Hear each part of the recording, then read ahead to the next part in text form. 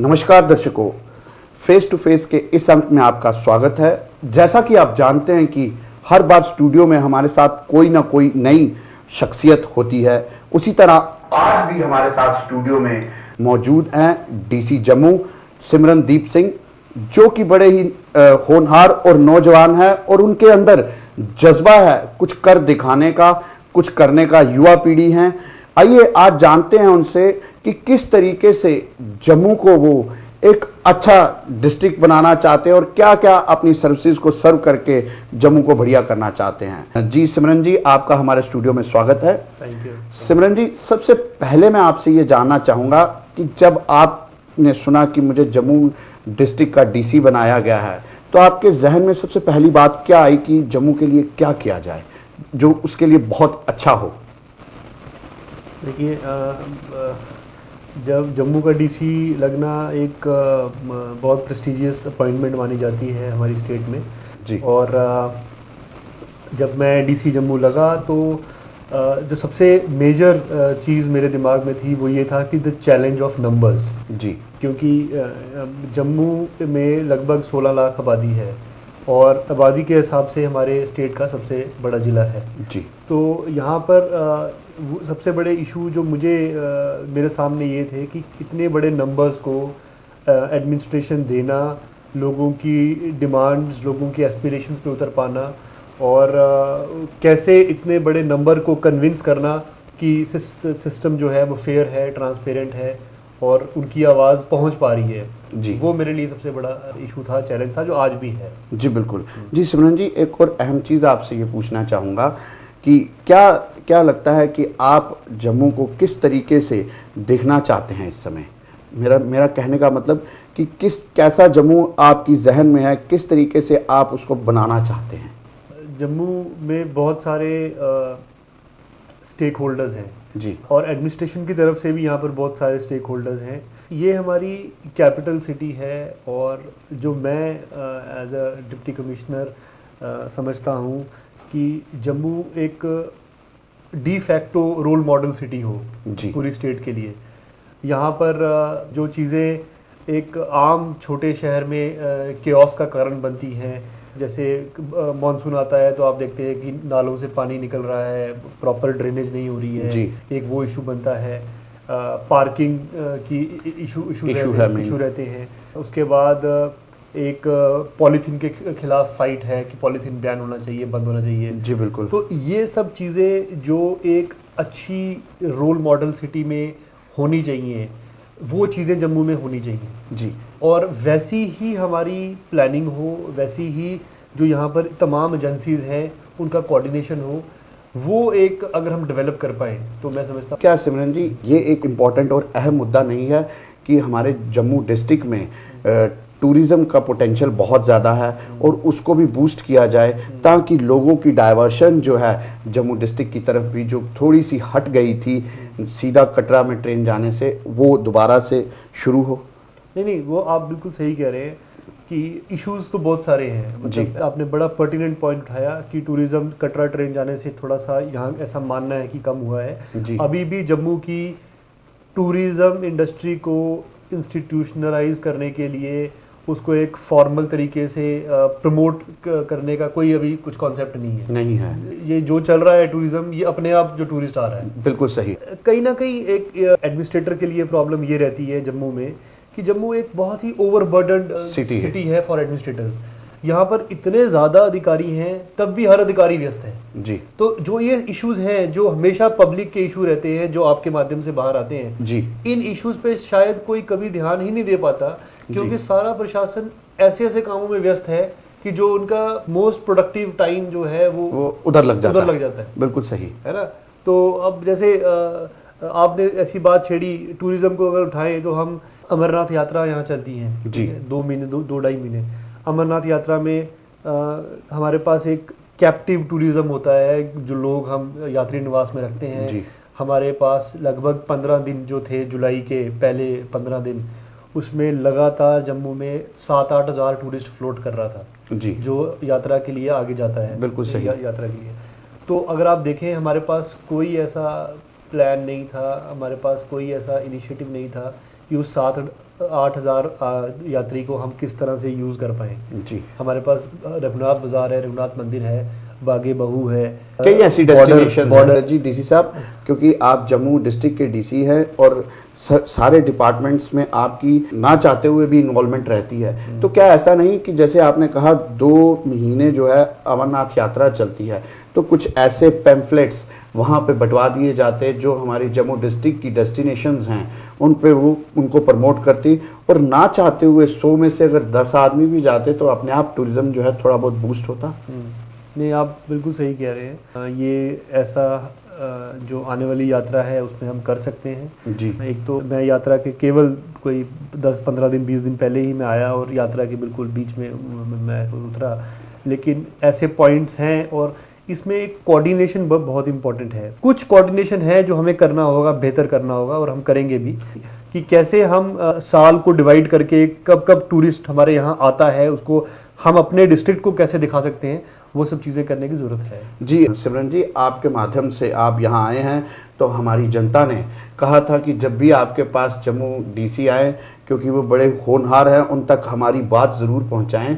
उन्होंने ये कहा कि बाहर से या हम लोग ही जम्मू के लोग ही कई बार हमारा मन करता है बॉर्डर टूरिज़्म, बॉर्डर पे देखने के लिए कि क्या है, बॉर्डर टूरिज़्म को प्रमोट करना, जैसे वाघा में बॉर्डर टूरिज़्म को प्रमोट किया गया है, तो हम उस मुताबिक ना करके लेकिन फिर भी यहाँ सुचेतगढ़ में उसको प्रमोट कर सकते हैं। तो लोगों का मानना यह है कि जब डीसी जम्मू आए तो आप उनसे ज़रूर इस बात को कन्वे करें कि इस पे पर्टिकुलर ध्यान दें, क्योंकि बाहर का टूरिस्ट भी जो आता है वो वहाँ जाना चाहता है, लेकिन जब कुछ उनके लिए वहाँ फैसिलिटीज़ मुहैया नहीं होंगी तो वो किस प्रकार दिख पाएंगे। नहीं, आप बिल्कुल आप सही बात कह रहे हैं और आपने ये अच्छा पॉइंट दिया है। मेरे भी दिमाग में ये पॉइंट रहा है। मैंने वाघा की वो जो इवनिंग सेरेमनीज देखी हैं खुद, और वो तो एक अपने आप में एक इंडिया की एक वो है छवि है। हाँ, इंडिया की एक प्रेजेंट करने वाली चीज़ है। और ऐसा यहाँ भी हो सकता है, चलो इस टाइप की सेरेमनी ना हो लेकिन वो नज़ारा देखने में ही एक अलग एक अट्रैक्शन, अलग फीलिंग है। यस, लोकल बच्चों ने वो चीज़ नहीं देखी होगी। जी बिल्कुल। They know there is a country known as Pakistan, जी, they must be knowing in the books, but to actually get a feel standing at that international border and seeing the other country on the other side, their posts, their flag, their everything, it's a different taste altogether. Let me tell you, as a student, when I also used to, हम जब ये सुनते थे कि यहाँ पर China है, लद्दाख में चाइना है और वहाँ पर ये है, पाकिस्तान है, और अब जब हम जाके देखते हैं, इस नौकरी के कारण हमें ऐसी फैसिलिटी मिली है कि हम वहाँ जाके देखते हैं, तो एक अलग ही नज़ारा है। और एक जो वो बच्चा हमारे अंदर होता है ना, एक चाइल्ड, वो दोबारा जन्म लेता है जी, कि अच्छा ये रियलिटी है, अच्छा यहाँ चाइना है, यहाँ तिब्बत है, ये इशू है, ये पाकिस्तान। तो वो जो एक आपको फीलिंग देता है, एक एजुकेशनल आपको जो एक अपबीट अपलिफ्ट देता है, वो बड़ा इंपॉर्टेंट है। जी बिल्कुल सिमरन जी, आप बहुत सही कह रहे हैं। आपसे एक अहम चीज़ और पूछना चाहूँगा कि इस समय मानसून का समय है, बारिशें चल रही है, जगह जगह सड़कों में खड्डे पड़े हुए हैं, टूट गई हैं कई जगहों से। अब बरसात में ये तो सबको पता है कि इसको ठीक करना बहुत मुश्किल है, लेकिन इमीडिएट उसको रिलीव करने के लिए कि कोई प्रॉब्लम ना हो, तो क्या कदम उठाए गए हैं एडमिनिस्ट्रेशन की तरफ से? जैसा आपने कहा कि मानसून के कारण सड़कों में प्रॉब्लम्स आ जाती हैं, पॉट होल्स तो हैं ही है, कई जगहों पे सड़क धंस गई है जी, वो पूरी इट हैज़ कोलैप्स्ड, सबसाइडेड।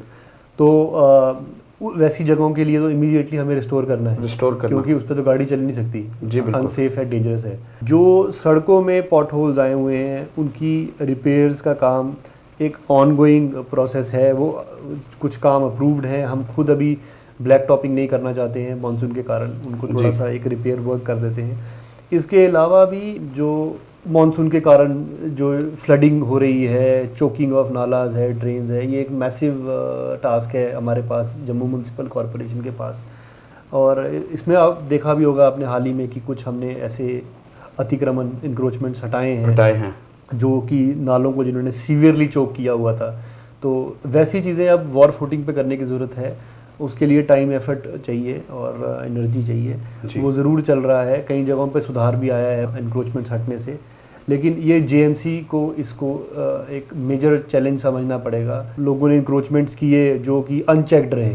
अब जब हम टूर करने जाते हैं तो वो परेशानी क्रिएट अब हम देखते हैं कि वो कैसे लोगों ने वो नालों के ऊपर स्लैब्स डाल के अपने कंस्ट्रक्शंस करे हुए हैं, and how did they go unnoticed. बिल्कुल सही। So it is shocking but that is the reality. जी अब अगले टॉपिक पे आए कि आज पूरे देश भर में स्वच्छ भारत का अभियान चल रहा है, तो जम्मू डिस्ट्रिक्ट में स्वच्छ भारत का अभियान जो है अच्छे तरीके से, एक्टिव तरीके से चले।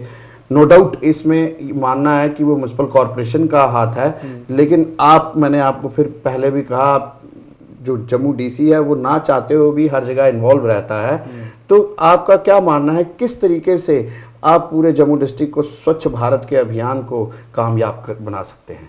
देखिए, अगर स्वच्छ भारत का अभियान जम्मू में चलता है तो ये जो मानसून में दिक्कतें आ रही हैं ये नहीं आएंगी। जी ठीक है। एक छोटा सा मैं आपको एग्जांपल देता हूँ। हम पिछले दिनों एक नाले की मैं सफाई करवा रहा था, जिसमें खुद मैं मौजूद था, इन्वॉल्व थे। हाँ, उस नाले की सफाई करते हुए नाले के अंदर से मैट्रेसेस, पिलोज, थर्मोकोल और उसमें ऐसी आइटम्स, हाउस होल्ड आइटम निकली कि आप शॉक्ड हो जाते हैं कि लोग एक्सपेक्ट नहीं कर सकते कि ऐसा भी होता है। हाँ, अब एक गद्दा जिस पे आप सोते हैं, वो आप जब आपने इसको खराब थ्रो करना है, आप उसको नाले में फेंक रहे हो। मतलब ये अब कि कहाँ का हम स्वच्छ भारत, ये हर घर से जब तक हमारे दिमाग स्वच्छ नहीं होंगे जी, हम कोई भी एडमिनिस्ट्रेशन ये अभियान चला नहीं चला सकता। और किसी भी एडमिनिस्ट्रेशन के बस में ही नहीं है इस अभियान को चलाना, जब तक लोग जो हैं अपने मेंटल जो क्लिनजिंग अपने जहन को ना स्वच्छ करें, उसको स्वच्छ ना करें और रिस्पॉन्सिबल ना बने। ठीक है। अगर आप ये सोच लें कि मेरे एक गद्दा फेंकने से कुछ नहीं होगा और सभी लोग यही सोच के फेंके, तो फिर ये जो बाढ़ आ रही है, ये जो चोकिंग ऑफ नालाज और घरों में गंद आ रहा है जी, ये उसी की देन है। ये आपके पड़ोसी की देन आपको मिल रही है, आपकी देन आपके आगे वाले को मिल रही है। इसमें कोई दूसरी राय नहीं। सिमरन जी, आपने बहुत बढ़िया बात कही। अब मैं चाहूंगा कि हमारे दर्शक आपको देख रहे हैं, क्या कोई मैसेज देना चाहते हैं कि अपने डिस्ट्रिक्ट जम्मू को एक अच्छा डिस्ट्रिक्ट बनाने के लिए, ताकि उनका सहयोग भी आपसे शाना बिशाना हो? क्या मैसेज देना चाहते हैं? मेरा एक ही मैसेज है कि जम्मू डिस्ट्रिक्ट में कोई भी प्रशासन तब तक कामयाब नहीं हो सकता जब तक लोग जो हैं वो रिस्पॉन्सिबल ना बने। जी, आप किसी भी अधिकारी को यहाँ पर प्रशासनिक अधिकारी बना दें, आप तब तक चीज़ें सुधार नहीं होंगी जब तक हम लोगों का कॉर्ड स्ट्राइक ना करें और उनको ना बोलें कि be responsible, these are the duties you are expected to do. And मैं ये समझूंगा कि स्कूलों में हमारे टीचर्स इसको एक चैलेंज लें to educate the student community in the schools कि भैया ये चीज़ें हैं which are responsible for the cause of floods in Jammu city. जी. And while teaching floods, they should tell our municipality and us, we should share it with the schools. जी. कि these were the reasons for the floods. क्योंकि हर बच्चे ने अपने गली मोहल्ले में देखा कि बाढ़ आई। जी सिमरन जी, समय की नज़ाकत को देखते हुए एक आखिरी और बड़ा अहम प्रश्न आपसे पूछूंगा कि नौजवान तबका जो है आज नशे की तरफ बढ़ रहा है, उस नशे पे खासकर जम्मू डिस्ट्रिक्ट में, क्योंकि आप एडमिनिस्ट्रेटिव हेड हैं जम्मू डिस्ट्रिक्ट के, उस पे नकेल लगाने के लिए क्या क्या ऐसे कदम उठाए गए हैं या उठाए जाएंगे? नशे की जहाँ तक बात है तो हमारे जो प्रेजेंट आईजीपी जम्मू हैं दानिश राणा साहब जी, उन्होंने इस पर एक बहुत अच्छी मुहिम चलाई है जी, और वो इसके ऊपर काम भी हो रहा है। काफ़ी रैलीज अवेयरनेस कर रहे हैं, वो प्रिवेंटिव भी कर रहे हैं और उसके बाद में जो पकड़े जाते हैं लोग उन पे भी उनकी कैसे वो हो, और इस पे हमें काम करने की ज़रूरत है। मैं यही बोलूँगा कि धीरे धीरे जो है जम्मू में ये चीज़ स्प्रेड हो रही है और कुछ पिछले दिनों में कुछ ऐसे लॉ एंड ऑर्डर की घटनाएं हुई, जिन घटनाओं में जब हमें लोगों से बात करने का मौका मिला तो काफ़ी पता लगा कि इसमें ड्रग्स का भी एक हाथ है, रोल है।